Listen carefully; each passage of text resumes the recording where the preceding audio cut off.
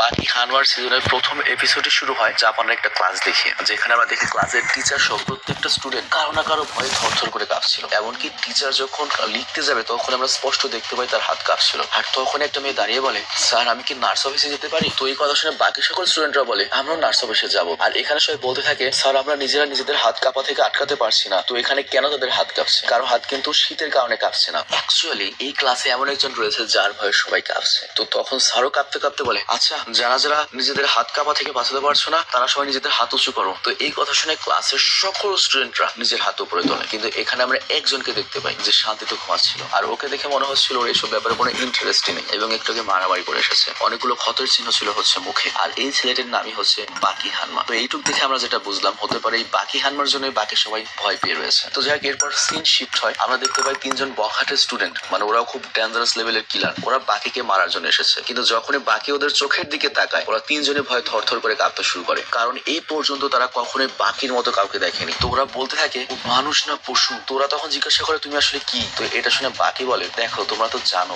বেশি পপুলার হওয়া বা বেশি খ্যাতি অর্জন করা মানুষের জন্য বিপদের কারণ হতে পারে। তো এটা শুনে ওই তিনজন এমন ভাবে কাঁপছিল যে তারা চোখের সামনে কোনো একটা মনস্টারকে দেখছে। তো এরপর বাকি সেখান থেকে চলে যেতে থাকে, আর যাওয়ার সময় বলে, তোমরা সবসময় আমার কাছ থেকে দূরে থাকবে, তা নাহলে তোমরা পপুলার হয়ে যাবে। তো এটার মানে বুঝিয়েছে বাকি মরলেই তো পেপারে ছবি আসবে, পপুলার হয়ে যাবে, এরকম কোন একটা কিছু হবে। তো যাই হোক, এরপর আবারও সিন শিফট হয়, আমরা দেখতে পাই একটা দামি কালো গাড়ি বাকির স্কুলের সামনে এসে থামে। আর এই গাড়ির মধ্যে থেকে একটা বুড়ো লোক বের হয়, যার নাম হচ্ছে মিৎসুনারি টাকুগাভা। আর এই লোকটা অনেক বেশি ধনঢ হওয়ার সাথে সাথে টাকুগাভা ফ্যামিলির হেড, আর তার একটা নিজস্ব ব্যবসা রয়েছে। সেই ব্যবসা হচ্ছে ফাইটিং এর ব্যবসা, মানে আন্ডারগ্রাউন্ডের 2 নম্বরই ফাইটিং এর ব্যবসা, সেটার ম্যানেজার আর কি। এবং টাকুগাভাও কিন্তু অনেক বেশি শক্তিশালী, তাকে দা হলো গ্রাউন্ড অফ মার্শাল আর্ট বলা হয়, মানে যে লোকটা মার্শাল আর্ট সম্পর্কে সবচেয়ে বেশি জানে। এবং যতজন মানুষ মার্শাল আর্ট শিখতে চায় বা ফাইট করে, তারা সবাই এই লোকটাকে লিজেন্ড মানে। তো যাই হোক, এখানে আমরা জানতে পারি ওই টাকুগাভা বাকির সাথে দেখা করতে এসেছে। তো সেই হিসাবে কিছুক্ষণ পর বাকিকে প্রিন্সিপালের রুমে ডাকা হয় এবং বাকি প্রিন্সিপালের রুমে আসে। তো এখানে টাকুগাভা বাকিকে নিজের চোখের সামনে দেখে তো অনেক খুশি হয় এবং বলে, বাহ আমার নতুন চ্যাম্পিয়ন চলে এসেছে। তো এটা শুনে বাকি বলতে থাকে, বারায়া মুঝে চ্যাম্পিয়ন বলানে কে লিয়ে, তুই বল আমার কাছে কি চাইতে এসেছিস। মানে অনেকটা এরকম পার্টির আর কি, দেখতেই পাচ্ছ গাছরা ভাব। তো বাকির এরকম ব্যবহার দেখে টিচার আর প্রিন্সিপালের অবস্থা তো খারাপ হয়ে যায়। আর এটা দেখে আমরা বুঝতে পারি যে এই টোকুগাভা কোনো সাধারণ পার্সন নয়, বুড়োটা কোনো সাধারণ পার্সন নয়। কিন্তু এই বুড়োটার কাছে বাকির এই ব্যবহার আবার ভালো লাগে। টোকুগাভা এটা শুনে হাসতে থাকে, আর সে প্রিন্সিপালকে বলে, প্রিন্সিপাল স্যার আপনি আমাকে আর বাকিকে একটু একা সময় দিতে পারেন, আমরা একটু কথা বলবো। তো এই কথা শোনা মাত্রই সবাই ঘর থেকে দ্রুত বেরিয়ে যায়। আর তারপর টোকুগাভা বাকিকে তার মুখের আঘাতগুলো সম্পর্কে জিজ্ঞাসা করে, এটা কিভাবে লেগেছে? বাকি বলে, কোনো ব্যাপার না, 2-3 দিনের মধ্যে এটা ঠিক হয়ে যাবে। আর আমি এটা খুব ভালো মতো জানি তুমি শুধুমাত্র আমাকে এখানে দেখতে আসনি, বলো তুমি কি বলতে চাও। আর তখন টোকুগাভা হাসতে হাসতে বলে, তুই একটা অদ্ভুত মাল মাইরি। তো যাই হোক, আর এরপর একটা জিনিস সামনে রাখে, অদ্ভুত একটা জিনিস, আর বলে এটা নাইট্রোগ্লিসারিন, আর তুমি এটাকে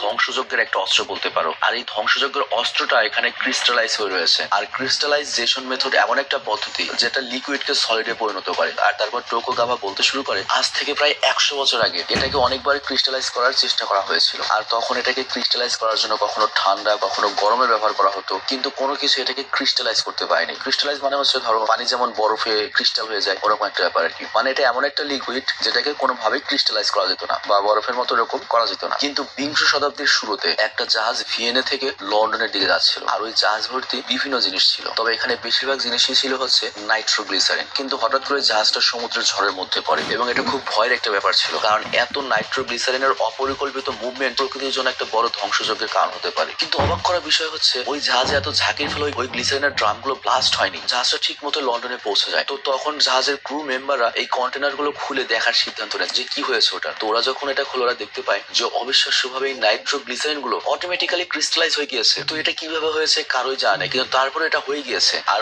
ওই দিনই পৃথিবীর বিভিন্ন জায়গায় নাইট্রোগ্লিসারিন গুলো অটোমেটিক্যালি ক্রিস্টালাইজ হতে শুরু করে, আর এটাকে বলা হয় সিনক্রোনিসিটি। আর তখন আমরা বুঝতে পারি যে টোকিওতে অনেক অনেক ডেঞ্জারাস মানুষ আসবে। আর এরপর সে আমাদের আরেকটা গল্প বলতে থাকে, আমাদেরকে দেখানো হয় আমেরিকার একটা জেলখানাকে। আর এই জেলখানার নাম হচ্ছে আর্গেটোরিয়াস প্রিজন। তো এই জেলখানায় অনেক বেশি হাই সিকিউরিটি ছিল, কারণ এখানে একজন কয়েদিকে মৃত্যুদণ্ড দেওয়ার প্রস্তুতি নেওয়া হচ্ছিল। আর এই কয়েদিটা এত বেশি ডেঞ্জারাস ছিল যে সে যদি সামান্য নড়াচড়াও করে তার উপর গুলি চালানোর নির্দেশ ছিল, কারণ সে একটা ক্ষুধার্ত পশুর মতো, সে সেকেন্ডের মধ্যে যে কাউকে মেরে ফেলতে পারে। তো যাই হোক, এরপর তাকে সেখানে নেওয়া হয় যেখানে তাকে মৃত্যুদণ্ড দেওয়া হবে। তো তার মৃত্যুদণ্ড কার্যকর করার জন্য সামনে নিয়ে আসা হয়। আর তখনই সেখানকার যে ফাদার বা ধর্মযাজক ছিল সে বলে, মিস্টার ডোরিয়ান আপনার শেষ ইচ্ছা কি? তো ডোরিয়ান তখন হঠাৎ করে দাঁত কিলিয়ে হাসতে থাকে। তো এই দৃশ্য দেখেই তো মনে করে ফাদার ভয় পেয়ে যায়। আর তারপর ডোরিয়ান বলে, আমি শুধুমাত্র একবার হেরে যাওয়ার অনুভূতি অনুভব করতে চাই। এর মানে কি? তোমরা কমফাসল সিনেমা দেখেছিলে না? বড় ধরনের একটা ক্রিমিনাল থেকে জেলে নিজেকে আটকে রাখে। এর কারণটা হচ্ছে পৃথিবীতে কেউ কেউ নেই তার মোকাবেলা করতে পারে, সে জাস্ট হারতে চায়। তো ওরকম একটা লোক আর কি অনেক বেশি শক্তিশালী। তো এরপর তার মৃত্যুদণ্ড কার্যকর করার প্রসেস শুরু হয়ে যায়, তাকে ফাঁসিতে ঝোলানো হয়। আর এর কিছুক্ষণ পরে তার শরীর নিস্তেজ হয়ে যায় আর তার নড়াচড়া বন্ধ হয়ে যায়। তবে তারপরেও তাকে খোলা হয় না, আগে ডাক্তার ডাকা হয় যে ও আসলে মারা গিয়েছে কিনা। তবে তারপরে আরো 10 মিনিট ওকে ফাঁসি ঝুলিতে ঝুলিয়ে রাখা হয় যাতে নিশ্চিন্ত হতে পারে। তো এই সবকিছু পরে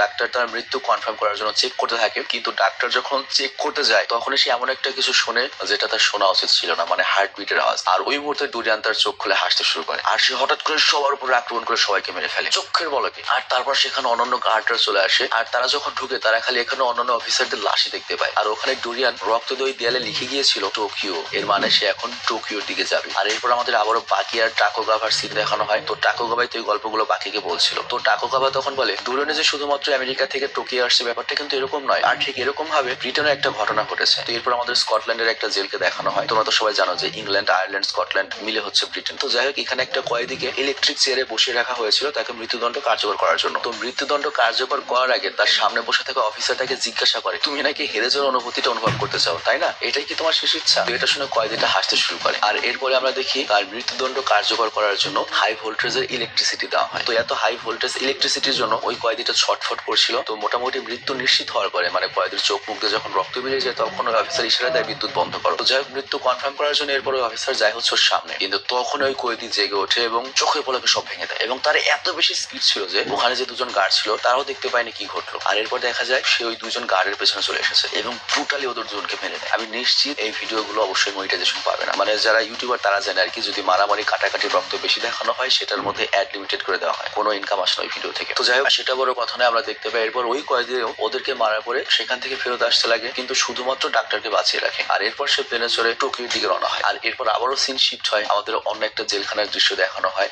আর এই কয়েদির ব্যাপারে বলা হয় এই কয়েদির ওজন ছিল হচ্ছে 200 পাউন্ড, কিন্তু তারপরও সে খাড়া একটা মেটালে চড়ে জেলখানা থেকে পালিয়ে গিয়েছিল। আর এই দেয়ালের উচ্চতা ছিল হচ্ছে 100 মিটার এবং দেয়ালটা ছিল হচ্ছে একটা চিমনির মতো পুরো মসৃণ, কিন্তু তারপর সে শুধুমাত্র তার হাতের সাহায্যে এই চিমনি উঠে ওই দেয়াল থেকে পালিয়ে গিয়েছিল। এটা কোনো নর্মাল মানুষের পক্ষে করা সম্ভব না। আর এই ঘটনাটা মূলত ঘটেছিল রাশিয়ার একটা জেলখানায়। তো এরপরে জেলখানার সবাই যখন ওই কয়েদিকে খোঁজার জন্য বেরিয়ে পড়ে তখন ওই কয়েদিটা করে কি সেখান থেকে পালিয়ে গান্নার বেসের দিকে যায়। আর গান্না হচ্ছে রাশিয়ার একজন অনেক বড় হিরো, অনেক বেশি শক্তিশালী। তো এই জন্য গান্না ভাবতে থাকে ওই কয়েদিকে আমি দেখে নেব। আর এইদিকে বাকি সব গার্ডরা ভাবতে থাকে ওই কয়েদি যেহেতু গানার সামনে গিয়েছে তাহলে গানা ওকে ইজিলি হ্যান্ডেল করে দেবে। কিন্তু যখন বাকি সব গার্ডরা সেখানে পৌঁছে তারা দেখতে পায় যে গান্না মানে রাশিয়ান জাতীয়কে মেরে কেলিয়ে রেখেছে এবং এমন চেহারা করেছে ওর চেহারা দেখার মতো অবস্থা নাই। তো ওই কয়েদির নাম হচ্ছে সিগ্রোস্কি এবং সেও দেয়ালে একটা মেসেজ লিখে দিয়েছে টোকিও, তার মানে সেও টোকিও যাচ্ছে, মানে কাম সারা জাপানের সিরিয়াসলি। তো যাই হোক, এরপর বাকিকে দেখানো হয় আমাদের বর্তমানে। তো এটা শুনে বাকি তো বেশ চিন্তিত হয়ে পড়ে এবং ইন্টারেস্টেড হয়ে যায়। আর তারপর টাকোগাভা বলে এখনো আরো দুজন কয়েদির কথা বলা বাকি রয়েছে। তো এরপর আমাদের অন্য আরেকটা কয়েদির ব্যাপারে দেখানো হয়। তো এখানে আমরা দেখতে পাই কোনো একজন ওই কয়েদিকে দেখতে এসেছে সরকারের পক্ষ থেকে। তো তখন ওখানে থাকা যে অফিসারটা ছিল সেই লোকটাকে বলে তোমার সবকিছু এখানে রাখো, মানে ওর জামা কাপড় রেখে বেল্ট পর্যন্ত এখান থেকে নিয়ে নেওয়া হয় যাতে ওই কয়েদিটা এই লোকটাকে হোস্ট বানিয়ে পালানোর চেষ্টা না করতে পারে বা ওর কোনো বেল্ট বা কোনো কিছু ইউজ না করতে পারে। আর তখন ওই লোকটা বলে কি ব্যাপার, এই জায়গাটা এত বেশি নিরাপদ, পুরো বুলেট প্রুফ খাঁচায় কয়েদি বন্দি রয়েছে, আর তাছাড়া আমি নিজে অনেক শক্তিশালী, আমি অনেক ভালো ক্যারাটি জানি, ব্ল্যাক বেল্টও রয়েছে আমার। তো এটা শুনে ওই অফিসার করে কি তাকে একটা ছবি দেখায়, বলে 2 বছর আগে তোমার মতো একজন খুব শক্তিশালী লোক তার সাথে দেখা করতে গিয়েছিল, তার ইন্টারভিউ নেওয়ার জন্য গিয়েছিল, ওই কয়েদিটা তার এই অবস্থা করে দিয়েছে। তো এখানে আমরা দেখতে পাই চেহারা এমন ভাবে ফেলে দিয়েছে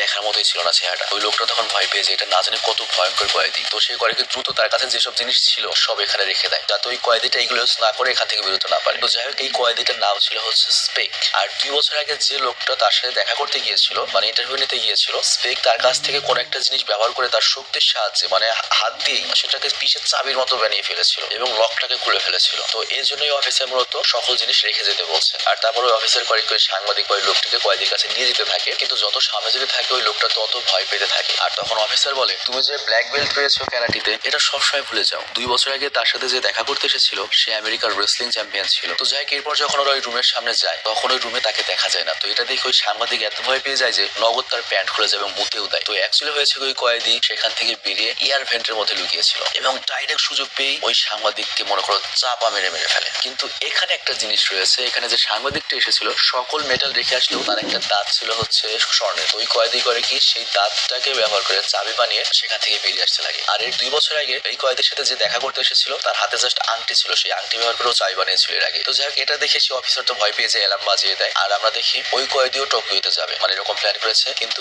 এই যে জেলখানাটা এটা কিন্তু পানির 200 মিটার নিচে ছিল, কিন্তু ওই কয়েদি করে কি লোহার তার ব্যবহার করে সেই সাবমেরিন থেকে বেরিয়ে যায়। তো এখানে থাকা সবাই ভাবছিল যে 200 মিটার নিচে থেকে কোনোভাবে উপরে উঠতে পারবে না, কিন্তু আমরা দেখতে পাচ্ছি অলরেডি পানির উপর উঠে গিয়েছে। কি ডেঞ্জারাস কয়েদি রে ভাই। তো যাই হোক, এরপর আবারও সিন শিফট হয় আর আমাদের শেষ কয়েদিকে দেখানো হয়, 5 নম্বর কয়েদিকে, যে আজ পর্যন্ত অনেক মানুষ মেরে ফেলেছে এবং তাকেও খুব দ্রুত মৃত্যুদণ্ড দেওয়া হবে। তো এখানে দুজন গার্ড তার ব্যাপারে কথা বলছিল, মানে এই কয়েদির ফাইটিং স্টাইল নিয়ে কথা বলছিল। তো তখন একজন গার্ড বলে, আমি শুনেছিলাম এই কয়েদি এক ধরনের বিষাক্ত গ্যাস ইউজ করে এবং সে যে কোনো ধরনের বিষাক্ত গ্যাস সহ্য করতে পারে। কিন্তু আরেকজন বলে, আমার মনে হয় ওর কাছে আরো অন্য গোপন জিনিসও থাকতে পারে। তো যাই হোক, এখানে আমরা দেখতে পাই ওই কয়েদিকে একটা গ্লাসের মধ্যে বন্ধ করে রাখা হয়েছে এবং এই গ্লাসটা এত বেশি শক্তিশালী যে বোমাও প্রতিরোধ করতে পারে, বুলেটও। আর এখানে লক্ষ্য, এই কয়েদি রয়েছে হচ্ছে জাপান এবং তার নাম হচ্ছে রিও ইনাগি। তো যাই হোক, হঠাৎ করে ওই কয়েদি করে কি গার্ডের দিকে আসতে থাকে আর তখন সে বলে, আচ্ছা তোমরা কি জানো পৃথিবীর সবচেয়ে বিষাক্ত গ্যাস কোনটা? তো এটা শুনে গার্ডরা ভয় পেয়ে যায় এবং তারা বলে, এখনই পেছনে যাও। এবং গার্ডরা করে কি বন্দুক বের করে। আর তখন ওই কয়েদি বলে, তোমার কি মনে হয় যে গ্লাসটা বোমা বিস্ফোরণ প্রতিরোধ করতে পারে, তোমরা সেটা গুলি দিয়ে কি করবে? কিন্তু তোমাদের কি মনে হয় তোমরা এখানে আমাকে আটকে রেখেছো? না, আমি এখানে ইচ্ছে করে রয়েছি। তোমাদের কাছে এটা bullet proof bomb proof glass হতে পারে, বাট আমার কাছে এটা একটা কাচের জানালার মতো। আমি এখানে খুব সহজে আমার ভ্যাকুয়াম তৈরি করতে পারবো। আর